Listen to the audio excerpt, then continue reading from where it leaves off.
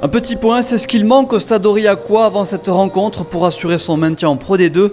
Les Vantais, eux, sont déjà assurés de rester dans cette division avant le coup d'envoi. Mathématiquement, la qualification est possible mais hautement improbable.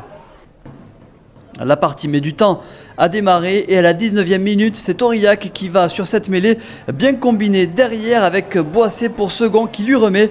Et finalement, Vakaliva qui s'engouffre dans l'intervalle et file inscrire l'essai pour les Cantalous.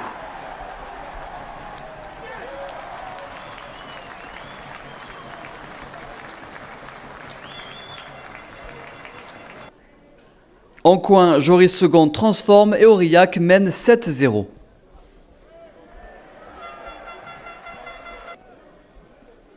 Et c'est avec le pied de Moeke que Vannes réagit.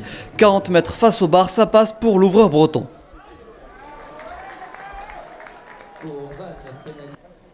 Et 6 minutes plus tard, Moeke se rapproche et rajoute 3 points.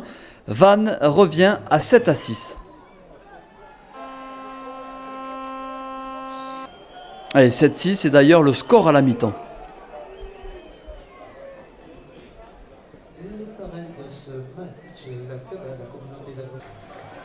Au retour des vestiaires, les Cantalous, qui ne mènent que d'1 point, vont devoir scorer à nouveau.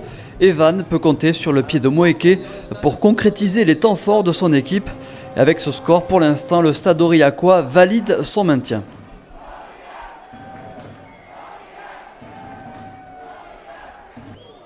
Mais ça commence mal pour Aurillac avec ce carton jaune pour le demi de mêlée Paul Boissé, coupable d'une faute au sol. Et malgré l'infériorité numérique, Second tente et réussit la pénalité du 10-6.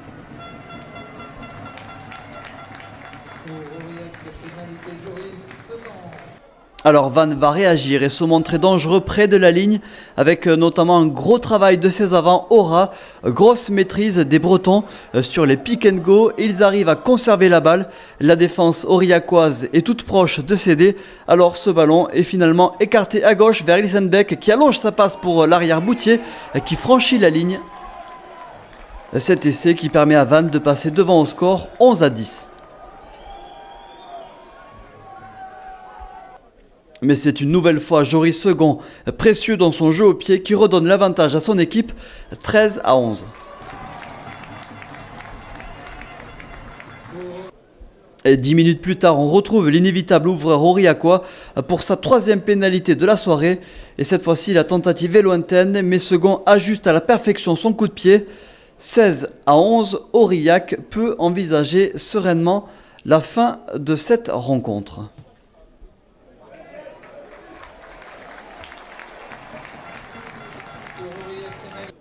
Et à 2 minutes de la fin, c'est Petit-Jean qui vient sceller la victoire des siens avec cette superbe pénalité de plus de 40 mètres.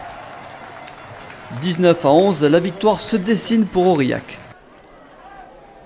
Et puis en fin de rencontre, Ilsenbeck pour Vannes passe la pénalité du point de bonus défensif.